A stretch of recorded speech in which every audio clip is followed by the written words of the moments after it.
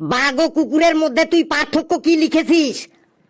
বাঘ আর কুকুরের মধ্যে পার্থক্য হলো বাঘ লিখতে দুটো অক্ষর লাগে বয়াকার ঘ বাঘ, আর কুকুর লিখতে তিনটে অক্ষর লাগে কয়সু কয়সু র কুকুর। বাঘের মধ্যে ক নেই আর কুকুরের মধ্যেও ব নেই।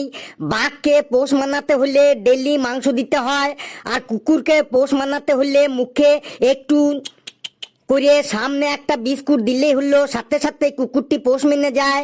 বাঘের লেজ সোজা থাকে কিন্তু কুকুরের লেজ সব সময় বাঁকা থাকে। কোনো মানুষকে যদি বাঘ বলে ডাকা হয় তাহলে সে খুব আনন্দ পায়, কিন্তু কোনো মানুষকে যদি কুকুর বলে ডাকা হয় তাহলে সে রেগে গিয়ে একদম তেড়ে গিয়ে মারতে আসে। তারপরে রাস্তাঘাটে বেরোলে আমরা গাড়ির নিচে চাপা খাওয়া কুকুরের ডেড বডি দেখতে পাই, কিন্তু রাস্তাঘাটে কখনো বাঘের ডেড বডি দেখতে পাই না।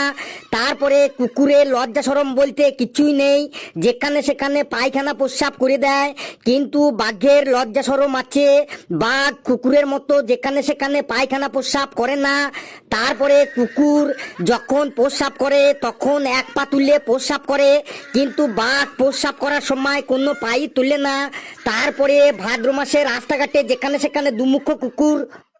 এই এই এই তুই থাম থাম, আর এক লাইনও যদি তুই পড়িস তাহলে তোর জিভ আমি একদম টেনে ছিঁড়ে ফেলবো। যা তুই জায়গায় গিয়ে বস।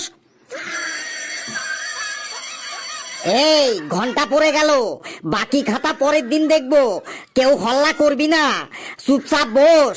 আর ফেলু, তোকে আমি পরের দিন দেখবো, দেখ তোর পিঠে চামড়া দিয়ে আমি ডুগডুগি বাজাবো।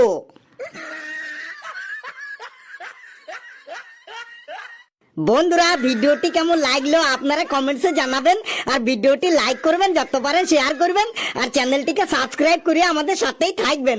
হাসতে থাকুন, সুস্থ থাকুন, যত বেশি হাসবেন তত বেশি সুস্থ থাকবেন, আর সকলে খুব খুব ভালো থাকবেন।